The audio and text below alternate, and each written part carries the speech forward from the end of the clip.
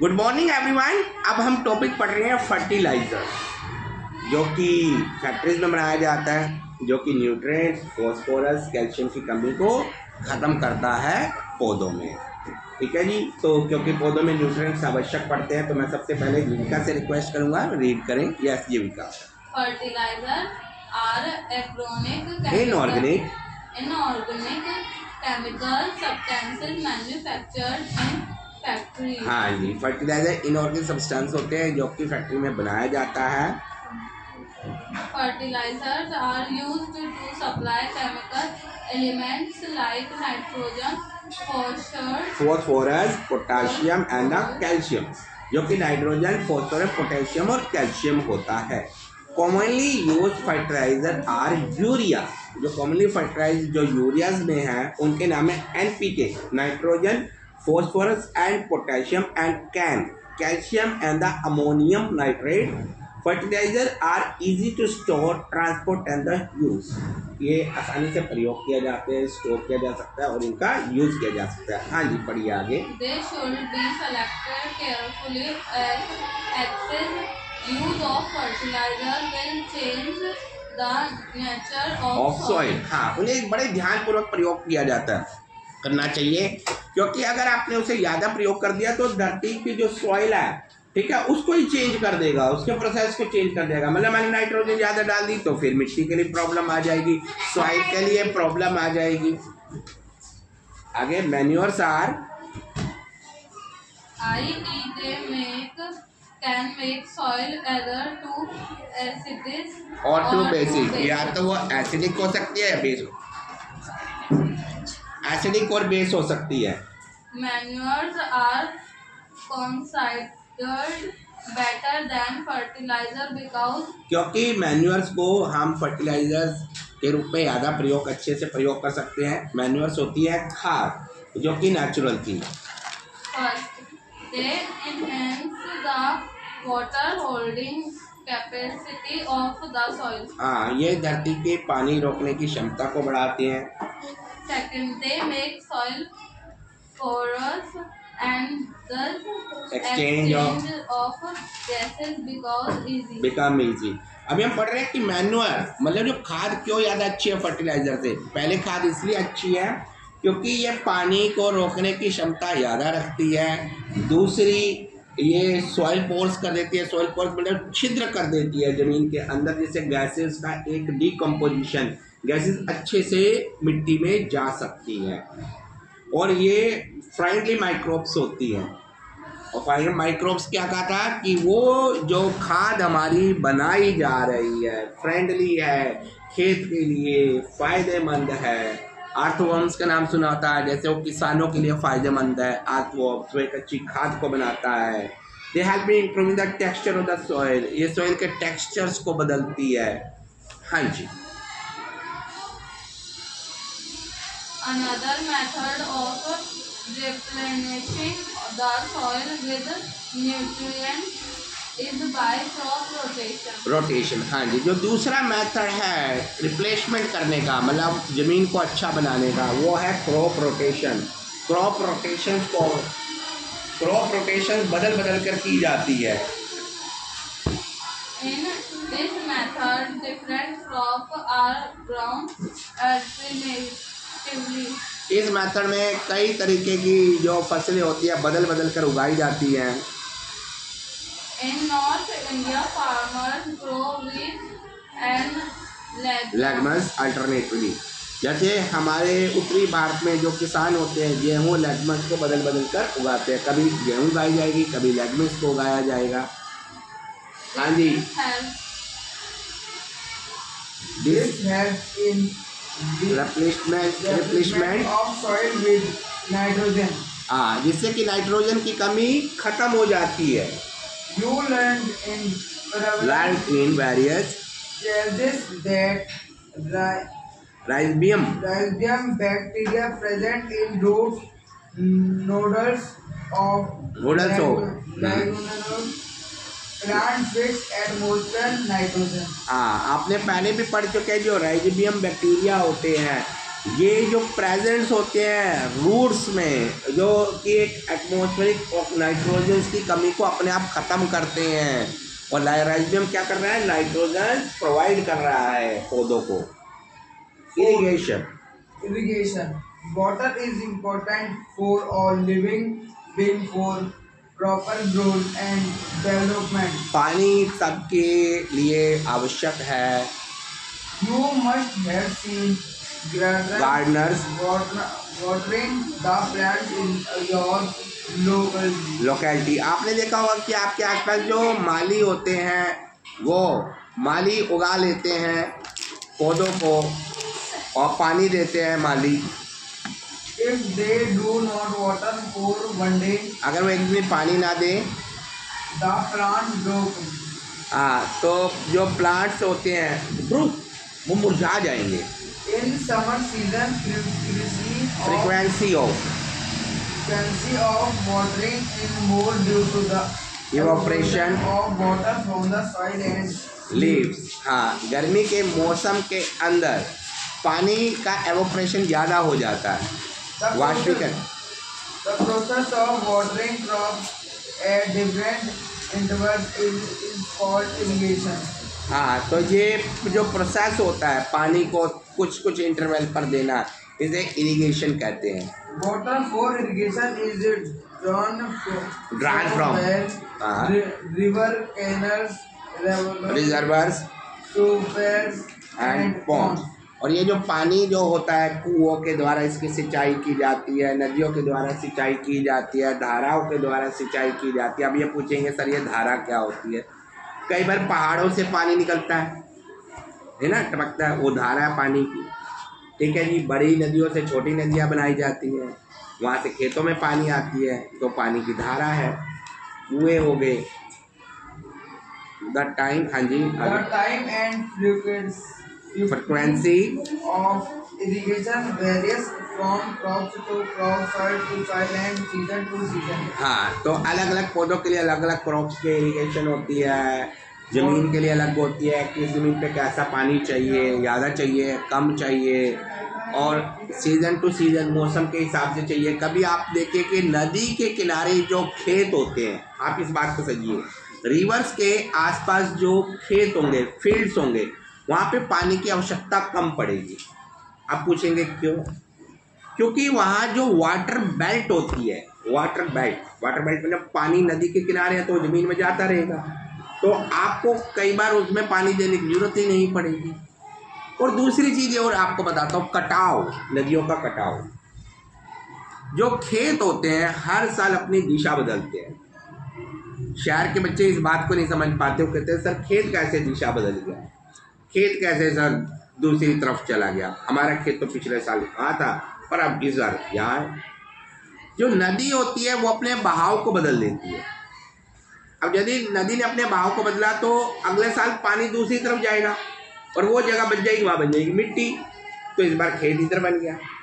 अब नदी का बहाव बदला अगले साल, उसने फिर दूसरी तरफ रूट ले लिया, तो जहाँ आपका खेत था वहाँ बन गया पानी और दूसरी जगह बन गई मिट्टी। तो ये बड़ा एक इंटरेस्टिंग फैक्ट, एक बच्चे ने मेरे से पूछा था, उसने कहा था कि सर ये मेरे पापा कहते हैं कि खेत बदल गया हमारा नदी के किनारे है। तब मैंने उसको यही बताया, बेटा जब पानी की धार को रोका नहीं जा सकता, जो नदी आ रही है उसकी मूवमेंट किधर जा रही है, अगर वो इस बार इधर का फ्लो करेगी तो खेत आपकी जो ज़मीन बच जाएगी, बाकी जो बकी ज़मीन तो दूसरी तरफ चली जाएगी ना। तो इस बार मूवमेंट हो जाता है पानी का, खेत नहीं बदलता, पानी का मूवमेंट हो जाता है, और जिस तरह मिट्टी बचती है वो खेत के लिए यूज़ होने लग जाती है। ये बहुत इंटरेस्टिंग फैक्ट्स है। हाँ जी, पढ़िए आगे। Water is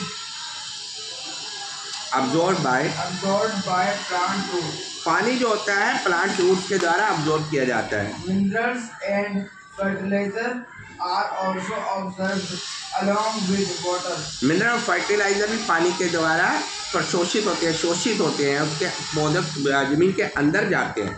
Water is also essential for germination of seeds. हाँ, जो पानी होता है वो जर्मिनेशन के लिए ज़रूरी है, बीजों के लिए।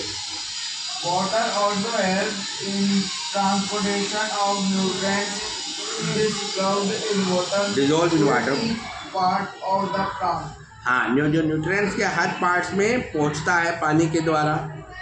It also protects the crop from Frost. frost as well as from hot Air currents. हाँ, ये क्रॉप्स को बताती है, गर्मी से बचाता है पानी। The main sources of water in the field field is rainfall. जो मेन सोर्स पानी का होता है वो रेनफॉल के द्वारा होता है। रोहित पाल, अब आप पढ़े। Method of irrigation. हाँ, सिंचाई के मेथड क्या क्या यूज किया जाता है सिंचाई में। First, traditional method. पारंपरिक मेथड जो पहले समय से प्रयोग किए जा रहे हैं।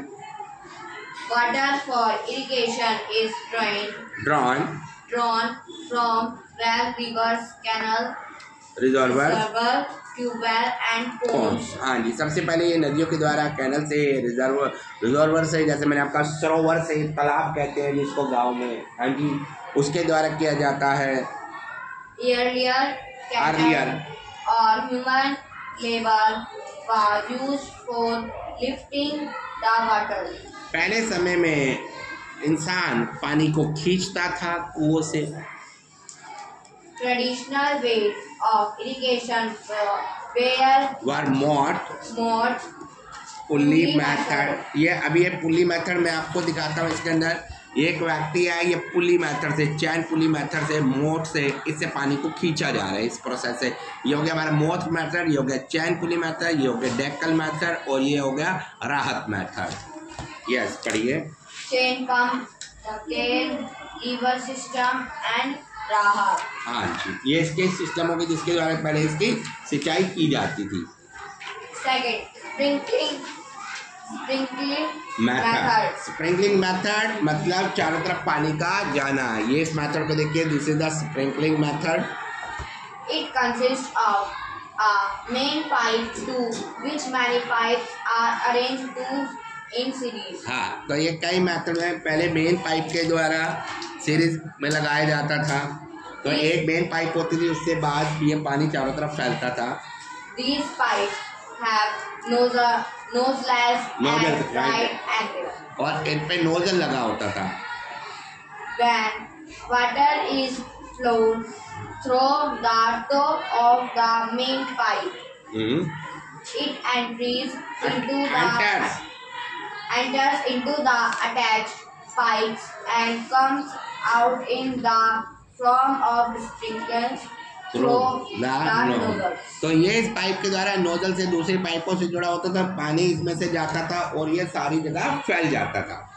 This method is useful in areas where water is available in small quantities like deserts. ये कहाँ प्रयोग किया जाता है? डेजर्ट्स में, रेगिस्तान में प्रयोग किया जाता है। Third, drip method. लकी आप पढ़े। Drip method. It consists of water pump attached to the main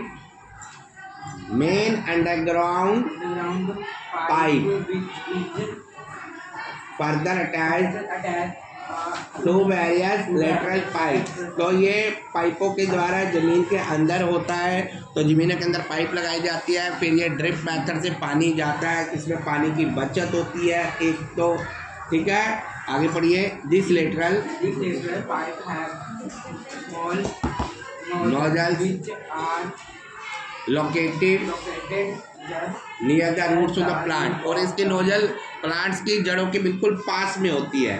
these were where water flows drop by drop at the position of roots. of the हाँ, ये रूट्स के position की तरफ होते हैं। आप पढ़ें। हाँ जी, पढ़िएगा। Furrow irrigation. Water in with Wheat. vegetable and some other crops is channeled into फोरोस। जो पानी होता है यह फूरस मेथड से जाता है। इसमें ये कहाँ का यूज होता है? वीट में, गेहूं में, सब्जियों में।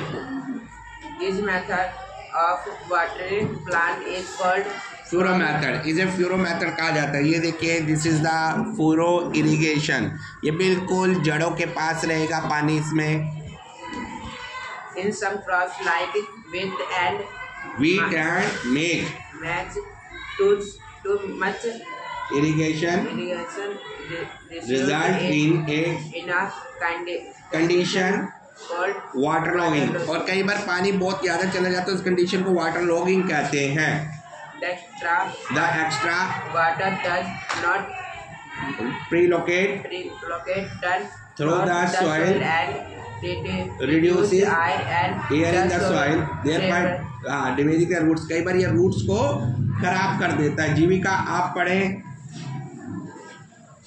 if waterlogging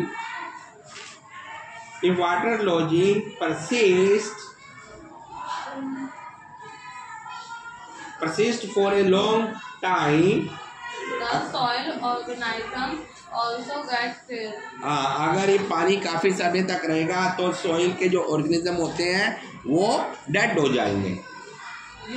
अल्टीमेटली थोड़ा ऊंचा पड़े। and storms or fast winds accompanied by rains damage the crop. कई बार ये क्रॉप्स को डैमेज कर देती हैं। If it occurs at the stage of grain maturation,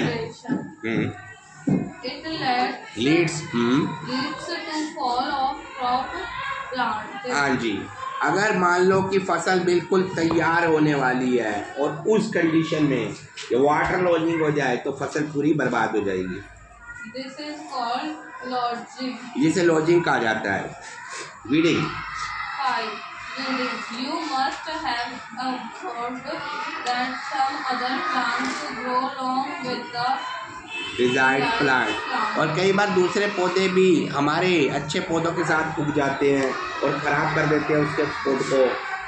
All plants other than crops are called weeds. तो ये जो प्लांट होते हैं इन्हें वीड्स कहा जाता है, खरपतवार कहा जाता है।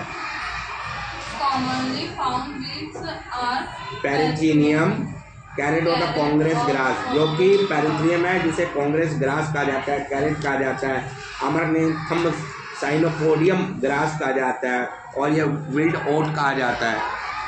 The process of removing weeds is called weeding. तो ये जो खरपतवार वाली चीज होती है, बेकार जो वीड्स है, इसे वीडिंग कहा जाता है। इसे हटाना वीडिंग कहलाता है।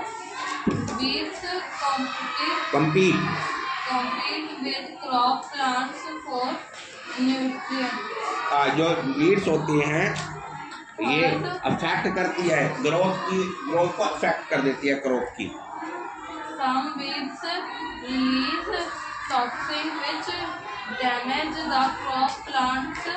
Weeds are better removed before production of flowers and seeds.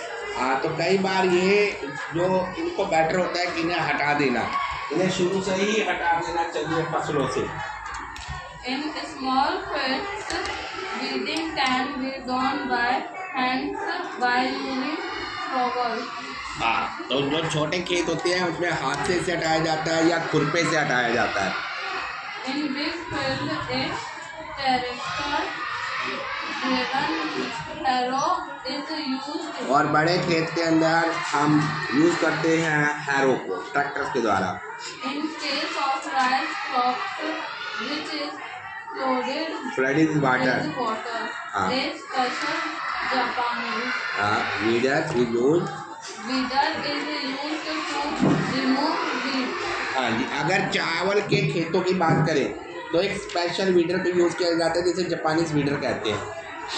Weeds are also controlled by using certain chemicals called weedicide. और कई बार हम कई केमिकल्स को यूज करते हैं जिसे वीडिसाइडर्स कहते हैं।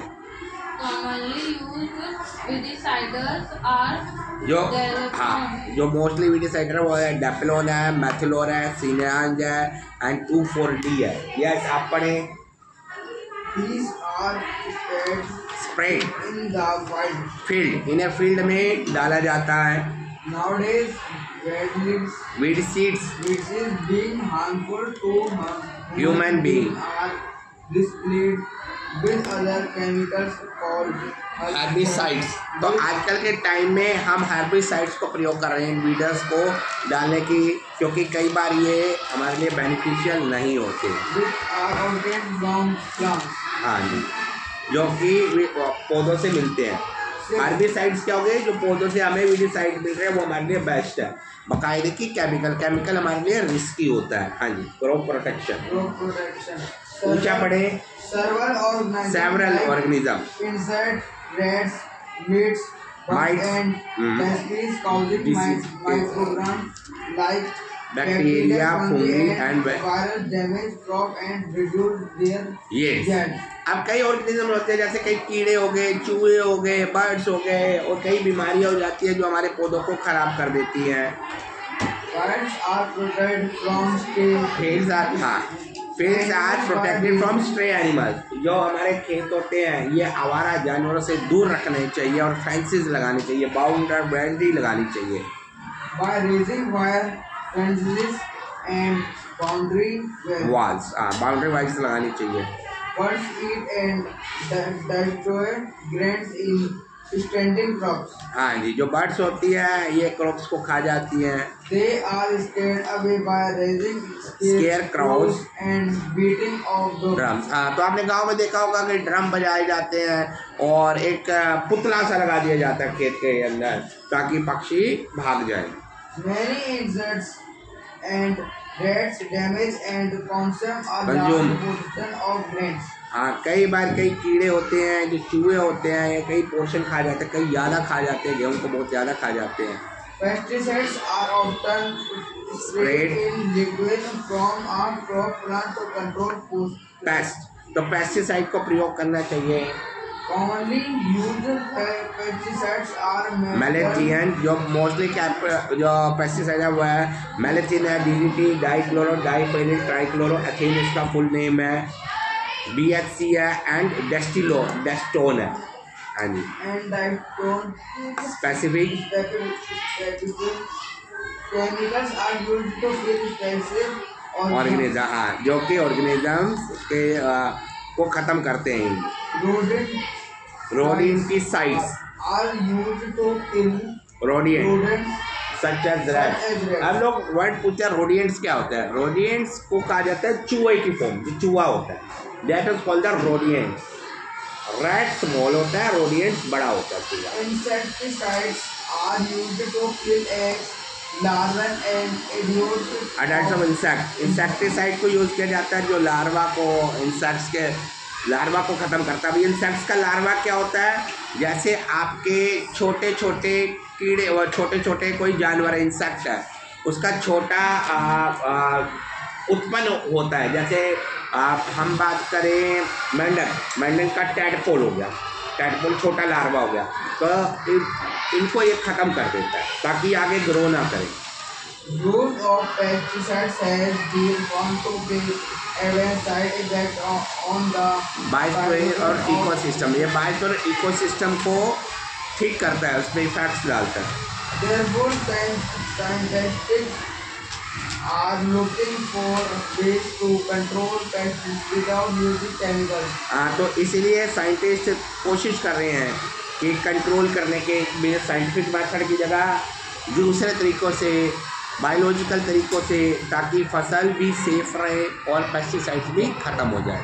The natural enemies of a pest are put in the fight with destroyed only pests without harming the crop। हाँ, बिना क्रॉप्स को हार्म किए ये आप अपना वर्कआउट कर ले। This method of use of Biological organism to control plant pests is called biological। जिसे बायोलॉजिकल कंट्रोल कहा जाता है। 7 हार्वेस्टिंग। अब बात करते हैं हार्वेस्टिंग। अब इसमें क्या रहेगा? हाँ जी, आप पढ़ें। When the seeds ripen on the plants। और जब सीड्स राइपन हो जाती है, उग जाती है, मैच्योर हो जाती है, they are cut and gathered from the field। और वो काटी जाती है और फील्ड्स में इकट्ठी की जाती है। These processes of cutting and gathering of a mature crop is called harvesting. हाँ, जो मेच्योर क्रॉप्स काटी जा रही है इसे कहा जाता है harvesting. The harvested crop Produce is called crop yield. जैसे क्रॉप यील्ड कहा जाता है। Yearly hand sicles sickles were used by farmers to harvest their crops. तो पहले टाइम में जो फार्मर थे वो सिकल से दराती से काटते थे फसलों को। Nowadays tractor driven machine called harvesters are used for harvesting. और आज के टाइम में हम मशीन को यूज करके जो हार्वेस्टिंग के लिए प्रयोग करते हैं। After harvesting, the grains are separated from their stalks by threshing, threshing. और ये इसके बाद ये थ्रेशिंग भूसे को अलग किया जाता है। This is done by beating the cut stack against a hard floor. हाँ, तो इसमें जो भूसा होता है इसको एक हार्ड जमीन पे मारा जाता है तो क्या हो जाता है, दाने अलग हो जाते हैं और घास अलग हो जाते हैं, भूसा अलग हो जाता है। In large farms, mechanical threshers are used. और बड़े बड़े फार्म में मैकेनिकल थ्रेशर्स का प्रयोग किया जाता है। This separates grain from pieces of straw and husk called chaff. जिसे शेफ कहा जाता है। The chaff begins lighter is blow a light little far away Separated by from- the wind than the grain. हाँ, और ये grains इसमें side में हो जाती है और इस प्रोसेस से और भूसा अलग हो जाता है। Which begins heavier fall strand to the ground. हाँ, और भारी बीज जो होते हैं वो जमीन पर गिर जाते हैं। They are separated from the whole grain by winnowing in wind. Wind, जो विनोइंग से होता है। Sometimes both harvesting and threshing are done simultaneously by using a machine called combine. हाँ, तो एक मशीन होती है कंबाइन, इसके द्वारा हार्वेस्टिंग भी हो जाती है और थ्रेशिंग भी हो जाती है। Fruits and vegetables are plucked manually by farmers. हाँ, फ्रूट्स और वेजिटेबल्स होते हैं वो फार्मर्स के द्वारा हाथ से उखाड़े जाते हैं। आप पढ़े। हाँ ji Ankit. Vegetables like Potatoes that go underground need special pickles pickle. For harvesting. For जो harvesting. आलू होते हैं वो पिकल्स के द्वारा निकाले जाते हैं, खोद कर निकाले जाते हैं। Cotton crops. Cotton crops Cotton Cotton crops crops. need special harvesting machine. हाँ, कॉल द कॉटन स्लीपर। और जो कॉटन क्रॉप्स होती है वो आपके कॉटन स्लीपर से निकाली जाती है। Cold cotton steamer. Remove cotton balls They remember cotton balls of the plant and separated separated the fluffy cotton cotton from its hard covering. हाँ, तो कॉटन क्रॉप्स के अंदर क्या होता है कि आपके जो बॉल्स होती है, वाइट कलर की बॉल्स होती है कॉटन को, उसको लिया जाता है पौधों से, कॉटन के पौधों से। हाँ जी। Pickers and huskers are huskers are used for corn current crops. हाँ, तो कॉर्न क्रॉप्स के लिए क्या प्रयोग किया जाता है, हस्कर। अब नेक्स्ट आता है स्टोरेज ऑफ क्रॉप। हाँ जी, जिनका आप पढ़ें। At same level of moisture, Moisture. humidity and temperature growth of Organism. on the grains takes place. हाँ, अब क्या किया जाता है, अब इसको स्टोर करना है हमने। हार्वेस्टिंग करते सकते हैं। अब लास्टली अब हम इसको स्टोर करने के मेथड पे आ रहे हैं। Therefore, during post-harvest storage, the grains should be prevented from getting spoiled by microorganisms. ताकि ये खराब ना हो, स्पॉइल ना हो। Before storage, grains are dried in the sun to remove excess moisture. हाँ, तो सबसे पहले सुखाया जाता है इन्हें, ताकि जो मॉइस्चर जो है नमी वो खत्म हो जाए। The grains are packed in Suitable suitable containers, containers or गन्नी bags, bags and kept at kept at a lower temperature for preventing। preventing the growth of microorganisms. हाँ, उसके बाद इन्हें फिर गन्नी बैग में डाला जाता है। For large scale storage, grains are stored in Greenwich drainage or chemical cemented tanks tanks called the silos, silos in where ventilated godown. हाँ, और सीमेंटेड ग्राउंड में वेंटिलेटेड ग्राउंड में रखा जाता है, गोडाउन्स में, जहाँ का हवा का आर पार हो सके, हवा भी आती रहे। In India In India, food grains are stored in large godown agencies such as such as food corporation of India, जिसमें फूड कॉर्पोरेशन ऑफ इंडिया है, ये भाग लेती है। सेंट्रल वेयर हाउसिंग कॉर्पोरेशन है, स्टेट वेयर हाउसिंग कॉर्पोरेशन है।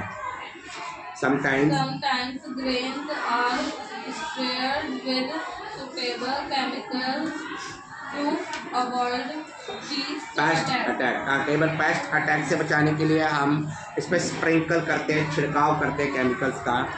Dried neem leaves are used for storing food grains at home. हाँ, और नीम के पत्तों का प्रयोग किया जाता है, घरों में भी नीम के पत्ते डाले जाते हैं ग्रेन्स में, आपको पता होगा, गेहूं पे। Yes, fresh fruits and vegetables have high water content. हाँ, वाटर कंटेंट, जो फ्रेश फ्रूट्स होते हैं, वेजिटेबल होते हैं, हाई वाटर कंटेंट्स होते हैं, पानी ज़्यादा होता है। Therefore, they are stored in refrigerator, इसे रेफ्रिजरेटर गोडाउन्स में रखा जाता है, कोल्ड स्टोरेज में रखा जाता है, जिसका टेम्परेचर 0 डिग्री सेल्सियस से 1 डिग्री सेल्सियस होता है। Ninth crop improvement. The best quality seeds are selected and new फिर इसका क्रॉप इंप्रूवमेंट होगी। techniques are used for farming to get a better yield. हाँ, और एक बेटर रिजल्ट किया जाता है, एक अच्छी टेक्निक यूज़ की जाती है फार्मिंग के लिए। Short condensed research scans. Scientist are trying to Scientists are trying to improve Different varieties of crops that can mature earlier will more and also become resistant to disease and pest. तो इसे techniques use की जाती है ताकि हमें अच्छी फसल मिल जाए, अच्छी क्वांटिटी की फसल मिल जाए। two or more Varieties of crops with desirable characteristics are artificial crossed to produce a new plant variety by variety by combining combining the two desirable character. अब हमें एक अच्छी फसल चाहिए तो हम क्या करेंगे, 2 फसल को आपस में मिलाएंगे और एक अच्छी फसल को ले लेंगे। This process is called cross breeding, इसे क्रॉस ब्रीडिंग, प्लांट ब्रीडिंग या हाइब्रिडाइजेशन कहा जाता है। अब आया हमारा फूड फ्रॉम एनिमल्स। आप पढ़े, Animals are useful to you in many ways. Animals कई तरीकों से प्रयोग किए जाते हैं। Horses, camels, and bulldogs are used for transportation. घोड़े हो गए, कैमल्स हो गए, बुलक हो गए, ट्रांसपोर्टेशन के लिए प्रयोग किए जाते हैं। Cattle dung is used as manure for crops. हाँ, जो कैटल डंग होता है, गोबर का प्रयोग किया जाता है, कैटल डंग को उसको खाद के रूप में प्रयोग किया जाता है। Bulldogs are used for plugging in agriculture, जो बुलक्स जो एग्रीकल्चर में प्रयोग होते हैं। milk and milk product are obtaining from goat, cow and buffalo, जो दूध होते हैं, दूध के प्रोडक्ट होते हैं, वो काव से, गोट से, बफेलो से मिलते हैं। Animals also provide a man with more protein and hide for making food. जो एनिमल्स होते हैं ये वूल्स के क्रॉसिंग के लिए यूज़ होते हैं और जूते बनाने के यूज़ होते हैं। We also obtain Obtain meat and honey from animals. हमें अंडे हो गया, हमें शहद मिलता है एनिमल से। To keep animals healthy, they should be provided with Adequate food of right type उन्हें सही तरीके का भोजन देना चाहिए। and added seeds with ample seeds. हाँ, एम्पल शेड्स, और एम्पल शेड मतलब शेड्स उसके रहने की जगह सही होनी चाहिए।